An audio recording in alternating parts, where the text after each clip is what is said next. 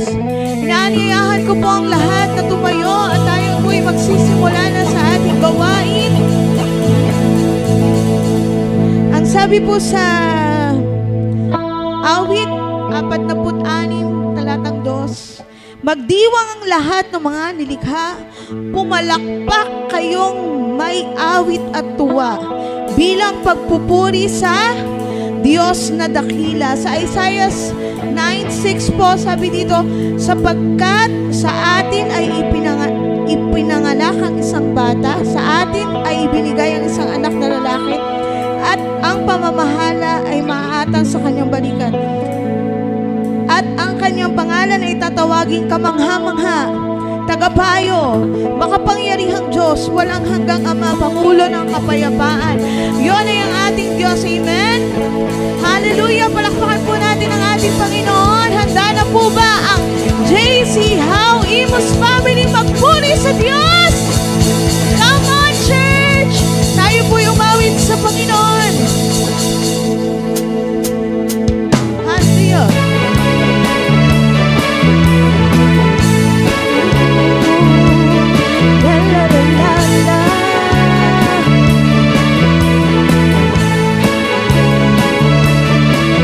Nakikita mo na ba ang bituin nagniningning?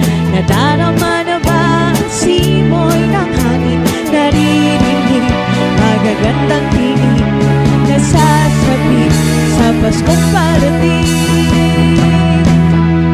Nag-aabang ang lahat ng tao sa matatanggap na regalo, ngunit higit pa riyan ang hatod ng Diyos, kaligtasan natin ni Jesus. O ang diwa ng Pasko ay dahil kay Jesus. O ang diwa ng Pasko ay pag-ibig na sa atin. O Emmanuel, Diyos ay sa atin. Jesus, ikaw ang diwa ng Pasko. La la la la la. Diyos ang mga Diyos, Hari ng mga hari, karapat-dapat sa lahat ng papuri. Pasasalamat ay di sasapat sa lahat ng bagay na iyong ginawa. Kaya kami sa'yo'y umaawit, nagsasaya sa iyong pag-ibig na kay ganda. Sadyang nakita ang pag-ibig ng Diyos sa lahat. O ang diwa ng Pasko ay dahil kay Jesus. O ang diwa ng Pasko ay pag-ibig na sa atin. O Emmanuel, Diyos ay sa atin. Jesus, ikaw ang diwa ng Pasko. Tayo ay magmahalan, magtulungan at magpatawaran. Ito ang ating Panginoon Jesus. Tayo ay magmahalan, magtulungan at magpatawaran. Nagbibigay ibig sa ating Panginoon. O ang diwa ng Pasko ay dahil kay Jesus. O ang diwa ng Pasko ay pag-ibig na sa atin. O Emmanuel, Diyos ay sa atin. Jesus, ikaw ang diwa. O ang diwa ng Pasko ay dahil kay Jesus. O ang diwa ng Pasko ay pag-ibig na sa atin.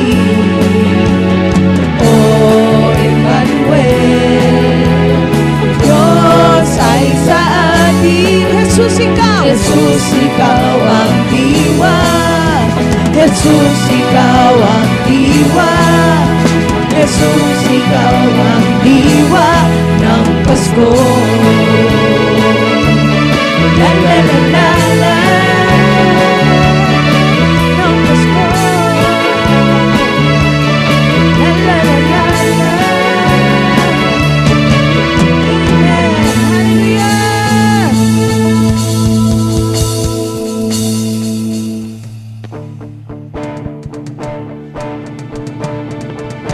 Palakpak po tayo ng ganito. Come on. Come on,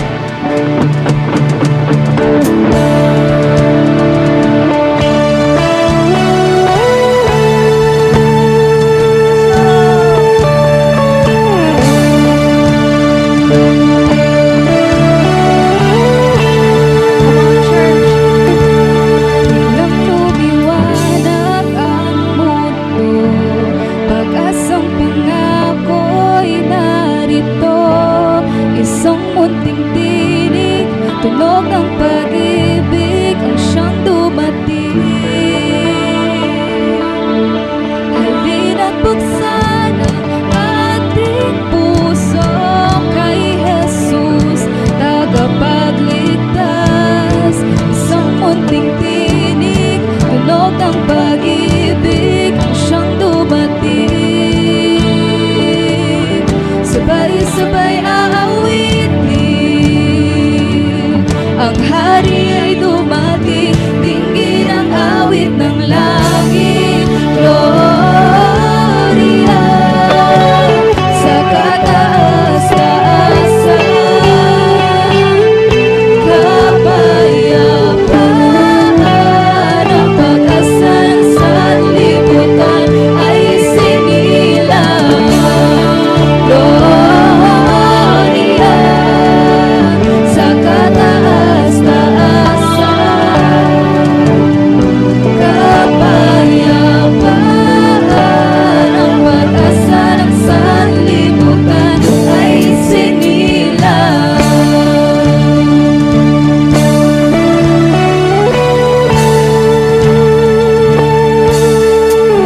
Lumiwanag ang mundo, pag-asang pangako'y narito.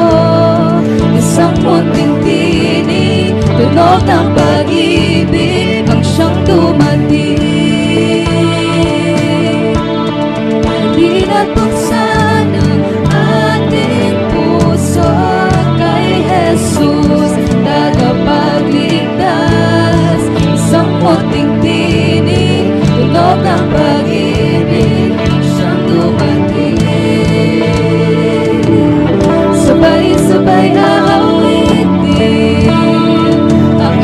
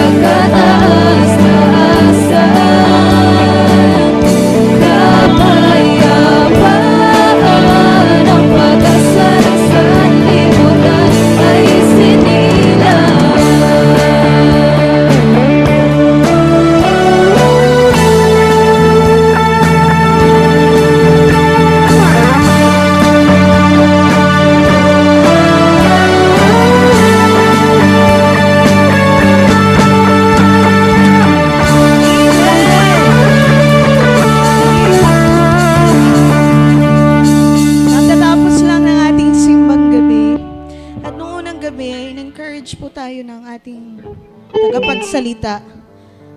Ang sabi doon, di ba, ang Lord ay naghanda. Pero tayo, ang tanong, paano naman natin hinahanda ang ating sarili kapag tayo lumalapit sa Panginoon? So sa umagang ito, yan. Sa umagang ito, alam ko po, marami tayong mga pagsubok na nalampasan. Amen?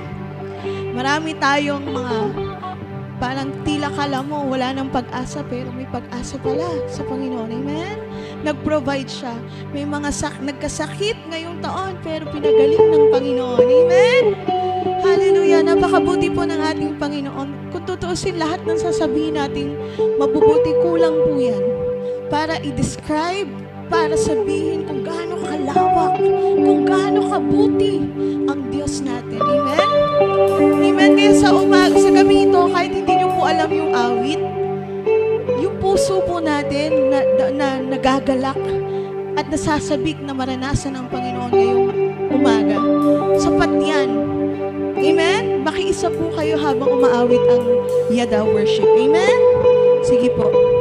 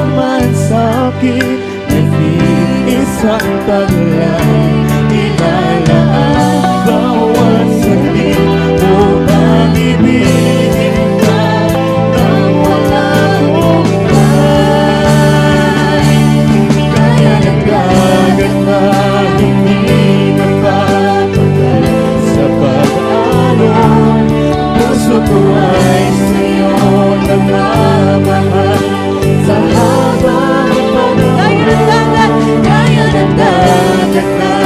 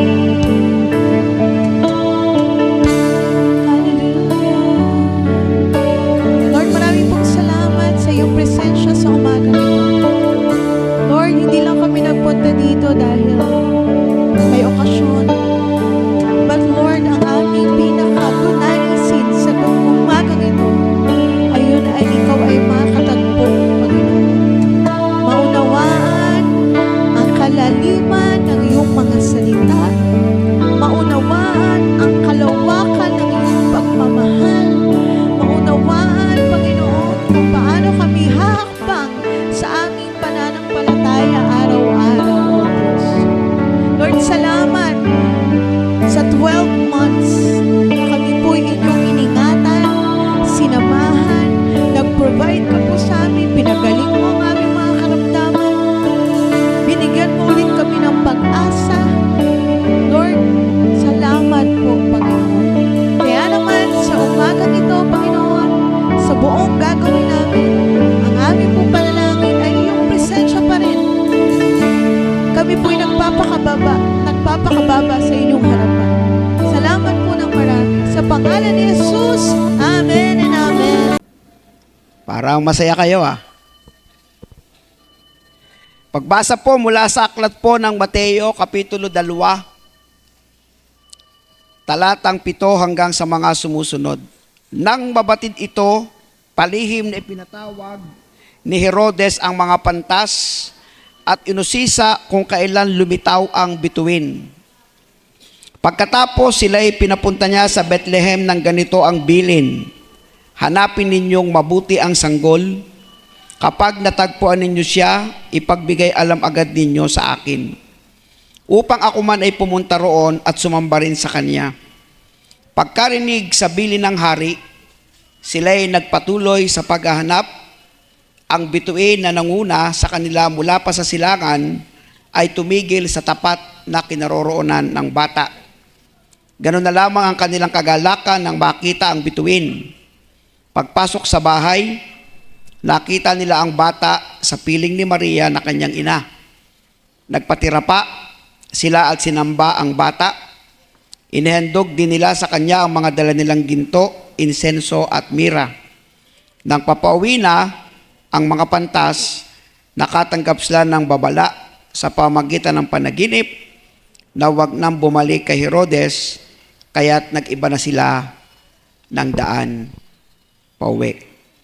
Bago natin talakayin yan, atin muna bibigyan ng diin, December 25 ba talaga ang araw ng kapanganakan ni Jesus? Ang December 25 ay orihinal na ipinagdiriwang bilang kapistahan ng Sol Invictus. Kapistahan ng Sol Invictus, nang ibig sabihin ay ang hindi magagapi na araw ng mga paganong Romano. Ang pagdiriwang na ito ay nagsimula noong 274 AD nang ipinag-utos ni Emperador Aurelian na ipagdiriwang ang kapistahan ng Sol Invictus sa December 25. O yun ang parang orihinal sa simula ng December 25. Ang mga Romano naman ay nagdiriwang ng Sol Invictus upang ang pagbalik ng araw pagkatapos ng winter solstice, ang pinakamahabang gabi ng taon. Ang pagdiriwang na ito ay kasama ng mga ritual, mga handog, at mga pag-aalay sa Diyos na si Sol Invictus. Kung matatandaan po ninyo, ang kwento po at kasaysayan ng pagdami po ng pagtangkilik ng iba't ibang mga Diyos-Diyosan ay panahon pa ng pagkaalipin ng mga Israelita sa panahon ng mga Ehipsyo. 400 years and 430 years, napakahabang taon, na sila po ay ipinamulat na ito ang mga Diyos at napakadaming Diyos na dapat nilang ipagdiwang.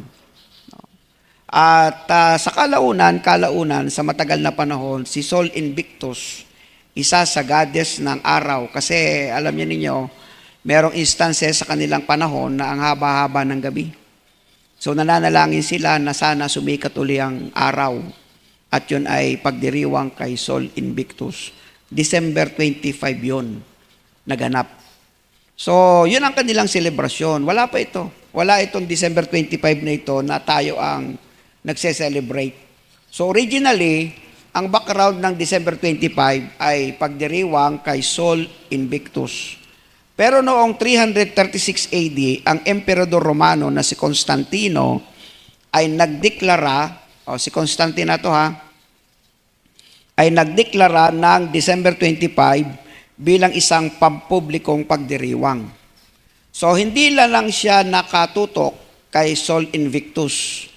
ang anunsyo ni Constantine Emperor ay para ang December 25 ay gawin para sa lahat. Hindi nakatutok kay Sol Invictus bilang isang papublikong pagdiriwang upang ang kapanganakan ni Jesucristo, ang petsang ito ay pinili upang makipagkompetensya sa mga pagdiriwang ng mga paganong Romano at upang gawin ang Kristyanismo na mas kaakit-akit sa mga hindi Kristiyano. So ginawa niya ang December 25 exclusively kay Sol Invictus. Sila-sila lang. Nang ipanganak ang ating Panginoong Jesucristo, bagamat wala talagang tiyakang petsa, no? Kasi nung ipanganak si Jesus, naroon ang mga pastol. Ang mga pastol, hindi naman sila pwedeng lumabas kasama ng mga tupa sa panahon ng taglamig. Nakuha nyo? December 25, sa panahon na yon ay winter. So ipinapalagay nila kung hindi Mayo, kung hindi Abril, Mayo, hanggang Agosto ang pinakakapanganakan ni Jesus. Panahon ng summer, hindi panahon ng winter. Okay po. Ngayon, dahil alam mo naman, tayong mga tao, lalo yung mga nangauna sa atin, mahilig tayong gumawa ng deklarasyon. Dito na nga lang sa Pilipinas di ba? Pag naisipan na yung EDSA ay maging isang selebrasyon, EDSA 1, every ano yan? Ano bang EDSA? August, every August. Di ba? Meron deklarasyon ng EDSA. February. So, ang ibig ko sabihin, pagka naisipan ng isang makapangyarihan na magdeklara ng kahit anumang holiday o kahit anumang nagiging isang selebrasyon, meron tayong tinatawag na Rizal Day, meron tayong tinatawag na Bonifacio Day. Tama ba? So, yung mga ganong mga holidays at yung mga ganong pagdiriwang, idinideklara yan ng mga tao na makapangyarihan. So, nung panahon na yon, si Sol Invictus, isa sa dinodios nila, nung mga panahon na yon, ay December 25, nang itong Panginoong Jesucristo ay nalathala sa kanyang kapanganakan. Sabi nitong si Constantine, magdeklara tayo ng December 25 din, hindi lang para sa kanila lang, kundi ideklara natin na para sa pangkalahatan. Kaya mapakristyano o hindi, ang December 25 ay siyang kinasanayan na selebrasyon. Kaya December 25 ay orihinal na ipinagdiriwang bilang kapistahan ng Sol Invictus, ngunit ngayon ay ipinagdiriwang bilang kapanganakan ni Jesucristo ng mga kakristyanuhan. So, yun ang istorya niya ha. So, December 25 ay hindi talaga yung saktong doon ipinanganak si Jesus. Hanggang ngayon, medyo question yan. Walang specific na petsa. Hinuhulaan nila na baka Agosto, baka July, Abril, pero walang saktuhan. Ganon pa man, ang katotohanan, ipinanganak talaga ang isang sanggol na lalaki ni Birheng Maria at siya ay naging makapangyarihang Diyos, tagapayo, di ba? Diyos ng mga Diyos, Panginoon ng mga Panginoon, at siya ay magliligtas ng mga kasalanan natin, tutubusin tayo. At yun ay isang katotohanan. So wala tayong pinag-uusapan dito na alamat. Wala tayong pinag-uusapan dito na hindi totoo. Ang kapanganakan ni Jesus ay talagang totoo. No, so tuwid darating po yung ganitong uri ng Kapaskuhan kasi kanya-kanya Halimbawa, pag araw naman ng mahal na araw, ano yung inaalala? Yung pagkapako naman. Di ba? Yung Biyernes Santo hanggang pagkabuhay. Yun naman ang inaalala. Ang naglagay din nun, tao din yun. No? Sa mga tradisyong tinatawag nilang Holy Week na tinatawag nila. So, may kanya-kanyang paraan ng pag-alaala. Tama din naman, pagdating ng mahal na araw, ipinako ang Panginoong Hesus Biyernes, nabuhay na maguli, Sunday. Totoo din yon. Pero hindi siya nangyari sa panahon na palagi na lang siyang ipinapako. Naunawaan ninyo? Na palagi na lang siyang namamatay pagkatapos mabubuhay. Nangyari lang yon minsanan. 2,000 taon na nakakaraan, minsan lang siya napangyari. Pero hindi siya taon-taon nangyayari. Tuwing Holy Week, namamatay ba si Jesus? Hindi. Ang Panginoong Jesucristo sa kasalukuyan, nasa langit na talaga. Naghahanda ng silid doon sa mga sasampalataya sa Kanya. At mamamatay, nananampalataya, meron silid na kalalagyan. Okay po? Yung kapanganakan ni Jesus, totoo din, pero nangyari siya, minsan lang nangyari. No, hindi naman siya laging sanggol. Na tuwing December 25, ipapanganak ni Maria. Wala pong ganong kwento. No? Ang pinag-uusapan lang natin, binabalikan lang natin ang napakagandang kwento at kasaysayan ng pangyayari sa ating Panginoong Jesucristo ayon sa mga tradisyong kinalakan na po natin. So walang duda, pinanganak ang isang sanggol, walang duda, si Maria ang siyang nanganak sa kanya at naglihi, at siya ang mapalad na birhen. Wala pong duda. Bakit po walang duda? Kasi lahat ng ating basihan ay nasa Biblia. So yun po yung ating pinaka-basis sa lahat. Okay. Ngayon, sa kwentong ito, may mga dumalaw. Kung matatandaan ninyo ang isang tradisyon na ipinamumulat din sa atin, kung kayo ay may Christmas tree, yan, controversial din yan, Christmas tree yan, no? Kasi ang Panginoong Hesus ay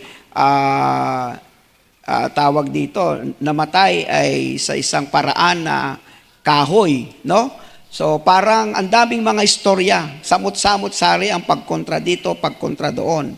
Ang iba gusto may Christmas tree, ang iba naman ay ayaw magkaroon ng Christmas tree. Ganon pa man, wala naman ako nakikitang diferensya. Kung sa ilalim ng isang sanga ay may mga regalo. No, maganda yan. Ang sinasabi ko dito, meron siyang tinatawag na bituin doon sa tuktok. Di ba? May bituin doon sa tuktok. Ang kwento ng bituin doon sa tuktok, ay yun ang tinitingnan ng mga pantas nung panahong hinahanap nila si Jesus. Okay? Kaya mula doon sa bituin, sa tuktok ng Christmas tree, sa ilalim naman may mga regalo. Pagkatapos, meron tayong tinatawag na Belen. Tama? Sa Belen, ang makikita natin doon, sanggol na nasa sabsaban si Jesus, tama rin naman. Si Jose at si Maria na magulang ni Jesus, tama din. Mga pastol na dumalaw, tama din yon. Okay?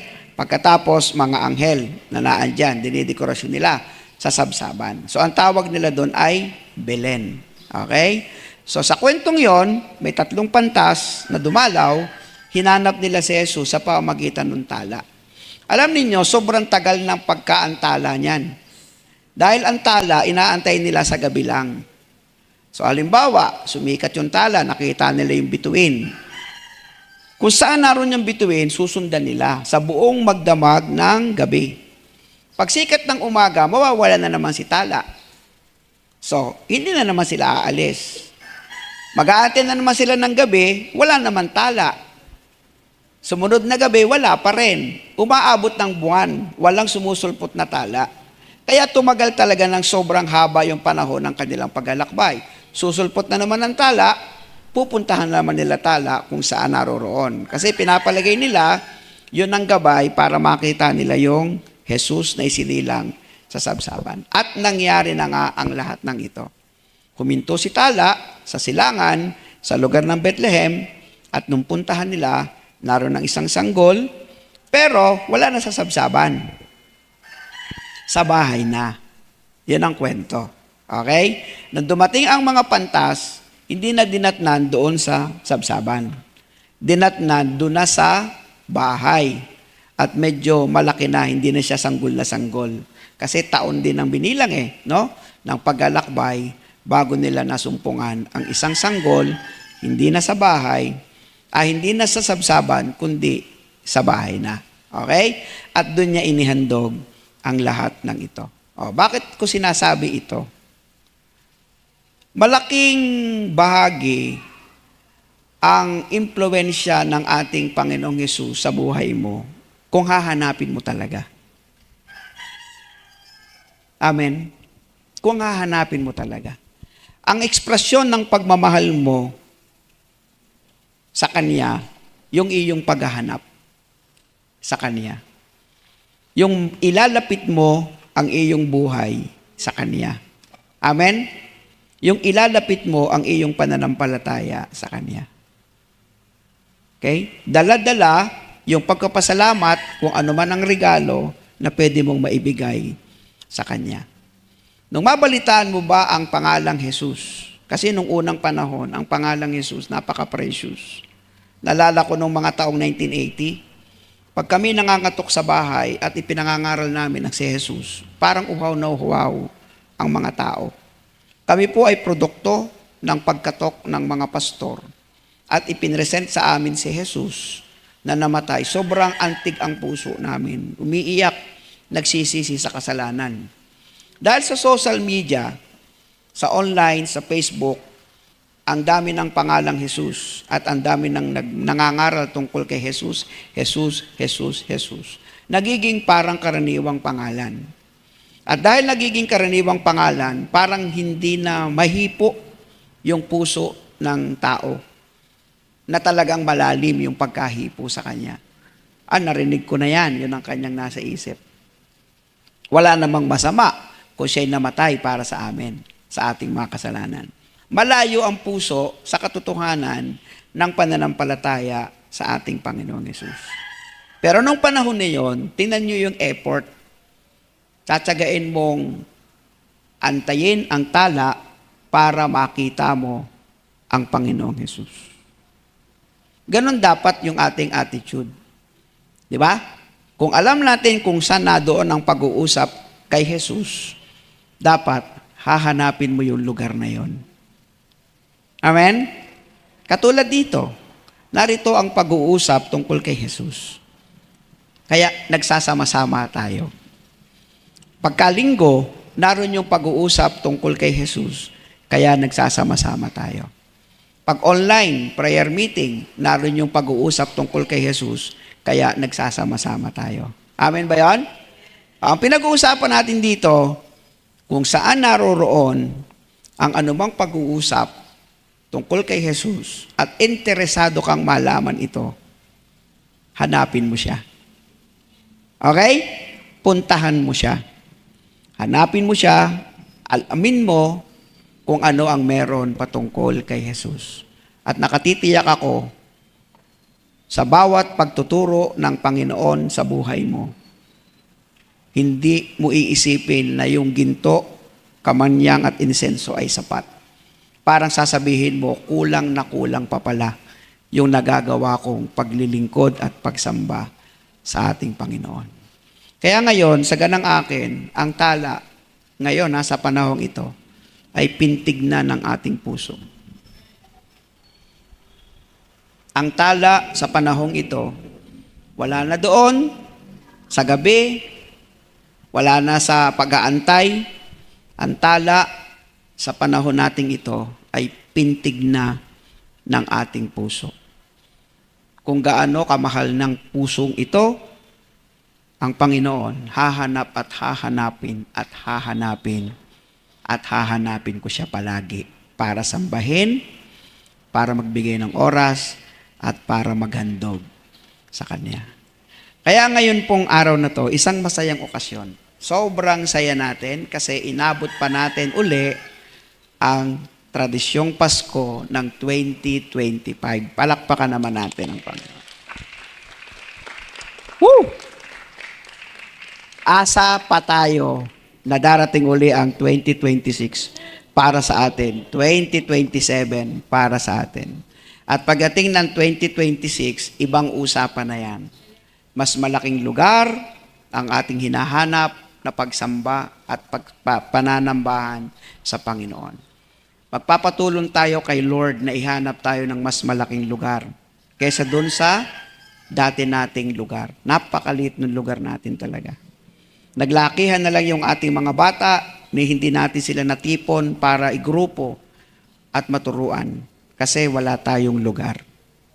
Pero ang Diyos hindi papayag na makitang ganito tayo karami, magtitiis pa rin tayo doon sa lugar na yon. Tingnan niyo kung gaano tayo karami. Paano ito pagkakasyahin doon sa lugar na yon? Na napakaliit. Pero maghahanap tayo. No? Meron nang ipinapaisip si Lord sa amin para makapaghanap ng isang lugar para kay Jesus na kung saan doon natin siya sasambahin at luluwalhatiin. Amin ba yan? Kaya sa 2026, maging excited tayong lahat sa bagong building, sa bagong lugar, sa bagong tawag dito, lokasyon na kung saan masasamba natin at maiaayos natin lalo ang pagsamba. Alam po ba ninyo na nagiging dahilan din kung bakit hindi tayo makapag-akay ng marami? Wala tayong lugar. Hindi tayo makapag-invite. Madaming uhaw sa paligid, maraming gusto, kaya lang wala tayong mapaglagyan. Pero nananalangin ako kay Lord, Lord, wag po kayong please pahintulutan nyo ang isang malaking lugar, higit doon sa dati. Para naman yung aming pong mga gustong makarating ay makarating sa pagsamba. So sa pagkakataong ito, pintig ng puso ang hinahanap ng Diyos sa atin. No? Kung ang pintig na ito ay para sa Kanya, hahanapin mo siya tulad ng mga pantas. Kung ang pintig nito ay para sa mundo, ilalayo mo ang sarili mo sa Diyos, sa mundo ka mamamalagi. Kung ang pintig ng pusong ito ay sa pagmamahal sa Diyos, lalago ka at lalago ka at lalago ka sa Panginoon. Amen? Tayo tumayo lahat. Papanalangin ko po kayo. Hawakan niyo po ang inyong mga puso sa inyong dibdib. Hilingin ko ang Yada Worship na give us some instrumental background as I pray. Lagay niyo lang po ang inyong kamay doon sa malapit sa puso. Malapit sa puso. Hallelujah, Lord. Ang gagawin lang po natin, kaya po natin hinahawakan ng ating puso, yung tibok ng puso bang ito ay para kanino? Tulad ba ako ng mga pantas, napakatyagang naghanap, kahit na napakatagal na paglalakbay, gamit lang ang kabelyo, hindi nagdalawang isip, hindi nagreklamo, hindi napagod na hanapin ang Panginoong Hesus. Mga kapatid, kung tumitibok pa ang iyong puso, kasama ba sa pagtibok ng pusong ito ang paghahanap kay Jesucristo na ating Panginoon at tagapagligtas? Nararamdaman ba ng pusong ito ang pintig ng pagmamahal natin sa ating Diyos? Napakabuti ng ating Panginoon. Hindi siya nagkulang kailanman sa atin. Napanatili niya tayong malakas, napanatili niya tayong may buhay, napanatili niya tayong gumaling sa mga karamdaman natin, napanatili niya tayong iayos ang ating mga relasyon, napanatili niya tayong maging maliwanag ang ating mga mata, may pandinig, may pangangoy, may panglasa, may mga hanap buhay para tayo ay mabuhay araw-araw. Napanatili niya ang kanyang pangako. Napanatili niya ang kanyang mga panalangin natin na kanyang dinidinig sa bawat panalangin. Kasi ang pintig ng puso ng Diyos ay para sa atin. Gayon na lamang ang pag-ibig ng Panginoong Diyos sa atin na ibinigay niya ang kanyang bugtong na anak upang ang sino mang sumampalataya ay hindi mapahamak kundi magkaroon ng buhay na walang hanggan. Inibig ka ng Diyos, sobra kanyang minahal, sobra niyang ibinigay ang oras at panahon para sa iyo. Ngayon, ikaw ang aking tatanungin,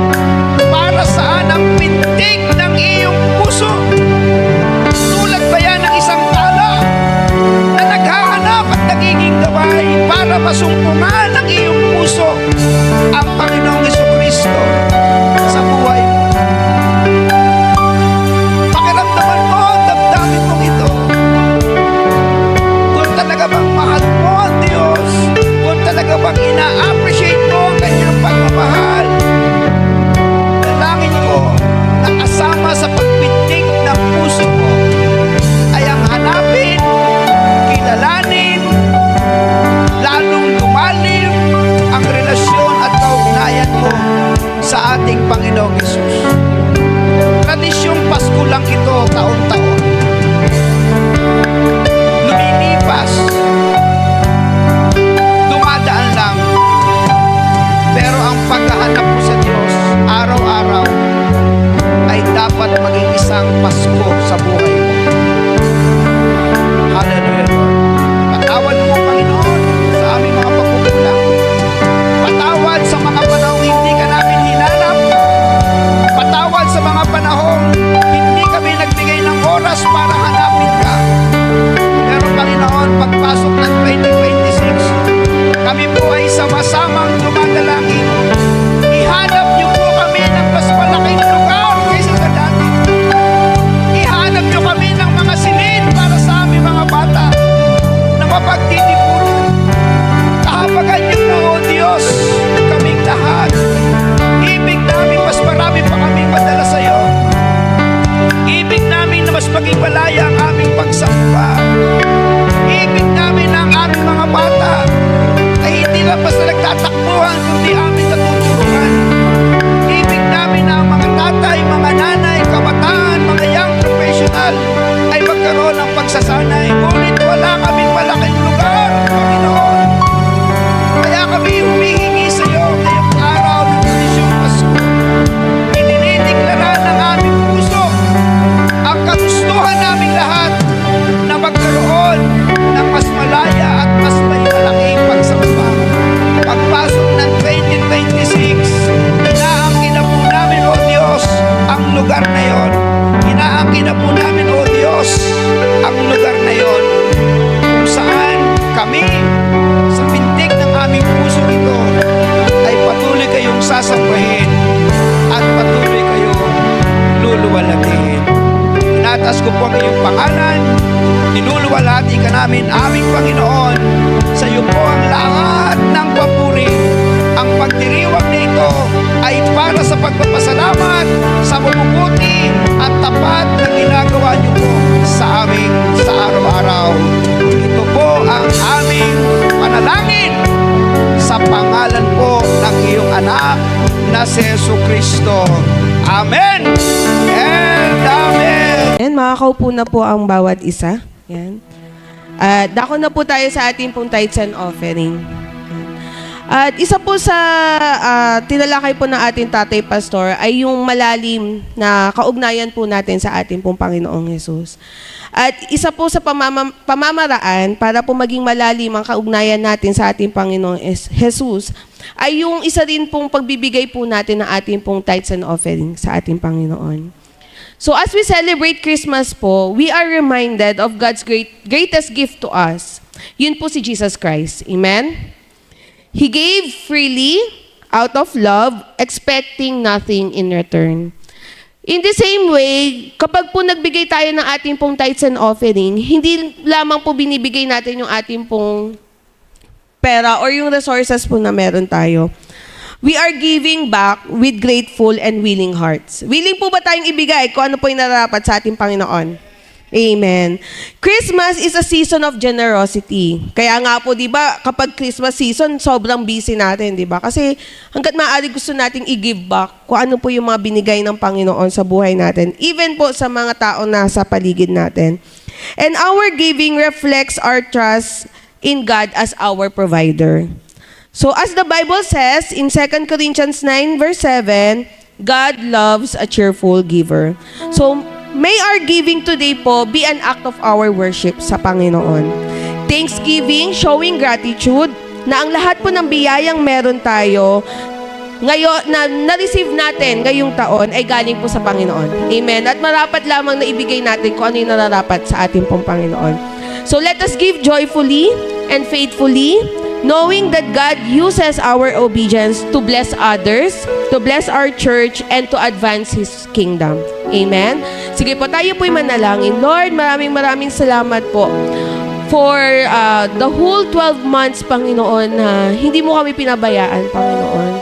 Lahat ng resources, provide mo po para sa amin, para kami mabuhay, para po matugunan yung aming po mga pangangailangan, Panginoon. And this time, Panginoon, as we celebrate, Lord God, Christmas, Panginoon, and nandito po yung kaliwat kanan na pagbibigayan, Panginoon. Why not na ibigay namin, Lord God, kung ano po yung para sa iyo, Panginoon.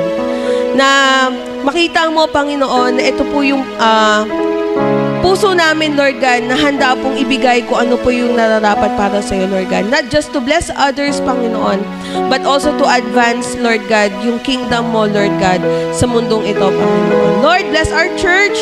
Bless yung bawat isa po, Panginoon, na magbibigay ngayon ng kanila pong ikaputhandog, Panginoon. At salamat, Panginoon, for reminding us, Lord God, the gift of Christmas is you, Jesus Christ. Amen. Yes, Lord, maraming salamat po sa iyo po ang lahat ng papuri, pasasalamat, parangal at pagsamba. Sa pangalan ni Jesus, Amen. Maano na po tayo magbigay. Ating pagwakas sa ating pong worship service. And then we will have an announcement. Then susundan na lang po natin ito. Okay?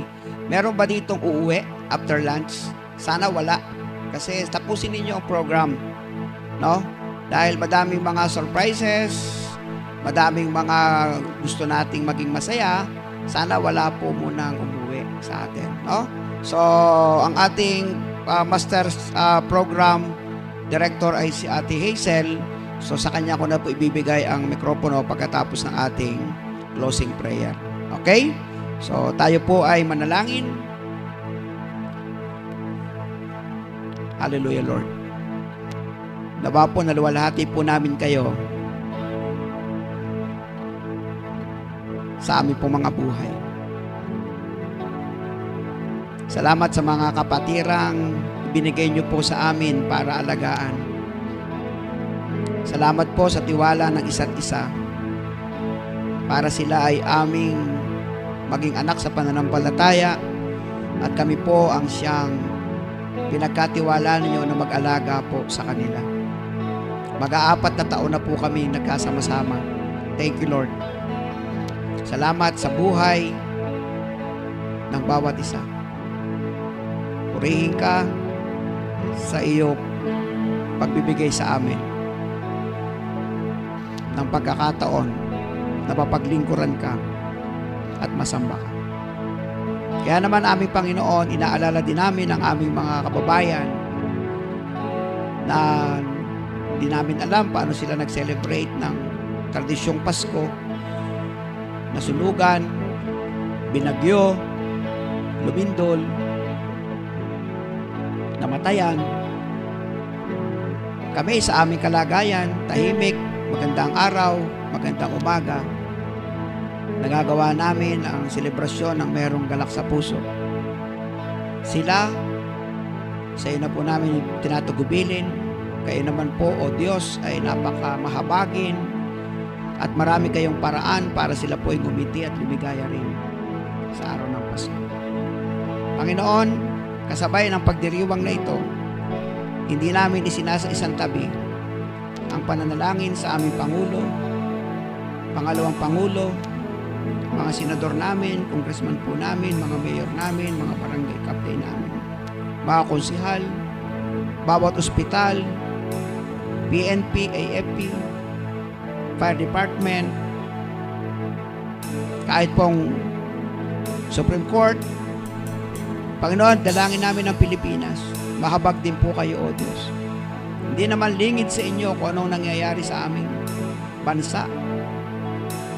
Maliban na lamang talaga kung hanapin ng kanilang puso ang Panginoong Hesus na siyang may katotohanan para magbago ang buhay ng tao. Sakalang magkakaroon ng total transformation ng bansang ito.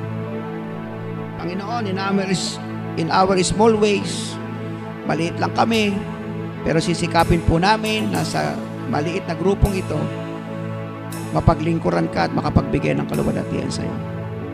Kaya naman, sa napakabuting Diyos, na umibig sa amin ng gayon na lamang, sa Panginoong Jesucristo, kinikilala namin yung Panginoon sa iling tagapagligtas, sa banal na Espiritong tatak katibayan ng aming kaligtasan, ang siya nawang manguna, maghari sa amin, mula ngayon at magpakailanman. Amen and Amen!